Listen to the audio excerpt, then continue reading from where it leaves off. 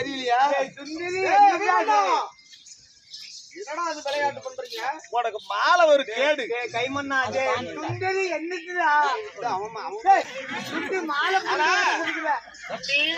ஒரு மாமியார் நம்ம அண்ணன் தம்பி அடிச்சுகளா கூடிகளா இருந்தாலும் பெரிய பொண்ணை கட்டி வைத்து நம்ம திருமணம் செய்வது நியாயம் இல்ல. அதனால அவுத்து விட்டுலாம். பங்காளிக்கு முறையில இச்சு இருக்காத ஆள் வேணும். அப்பா கீழே போறோம். அப்பா காட்டுக்கு போனதை சொல்லிக்க தம்பி அத்தை மாலை கீழே குமிஞ்சி அத்தை